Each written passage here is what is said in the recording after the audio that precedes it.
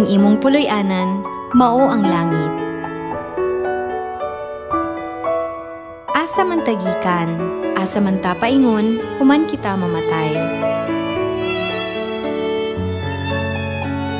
Bisan tuod daghang mga pilosopo, teologo ug siyentista nga nangita sa tubag sa kahulugan sa kinabuhi sulod sa daghang siglo, dili kani sila makasugyot og teorya nga dili mosupak sa ilang kaugalingon. Wala mahibalo sa kahulugan sa kinabuhi, ang mga tao naglatagaw, gigapos sa ilang mga trabaho ug nagatubang sa kamatayon.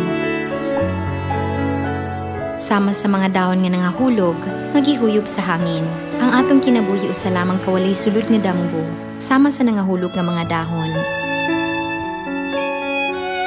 Apan, adunay importanteng butang nga nakatago sa atong kinabuhi. Ang Biblia nagtudlo nga ang kamatayon nagpasabot, mupauli sa langit. Mupauli, nagpasabot sa pagbalik sa imong gigikanan.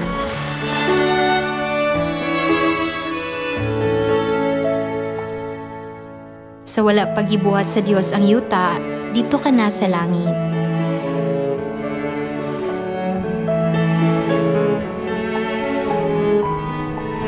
Diin ka man Job, sa dihang gibuhat ko ang kalibutan.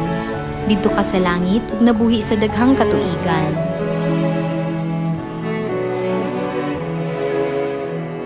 Gitudloan sa Dios si Job, nga sa wala pa siya mataw sa yuta, dito na siya sa langit.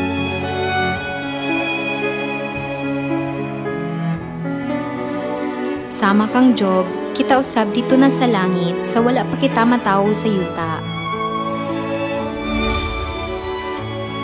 Samtang aniang kita sa yuta, ang atong lawas usa ka tolda, diin ang atong kalag temporaryong nagpuyo. Busa, ang mga apostoles nga gitudloan ni Jesus nagtawag sa katawhan nga mga langyaw ug mga lumalabay. Nakahibalo sila nga ang atong puloy-anan mao ang langit. Sa langit, kung asa walay limitasyon sa oras, kawanangan ug kapaspas, nakasala kita. Ang katawhan gitambog sa yuta, nawad-an sa mga memorya sa langit. Nag-agulo sa kasakit sa mga sala, ang mga tao nangurog sa kahadlok sa tanang matang sa katalagman. Wala ba ka gimingaw sa atong matahom ug mahimayaong puloy-anan? Wala na ba'y paagi nga makabalik sa atong mahimayaong langit ng puloy-anan?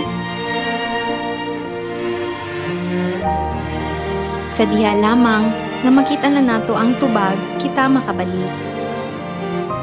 2,000 ka tuig ang nilabay, sa Jesus mianhi ug mitudlo ka nato, sa paagi sa pagdawat sa kapasayloan sa mga sala nga atong nahimo ug niabli sa dalan ngadto sa gingharian sa langit.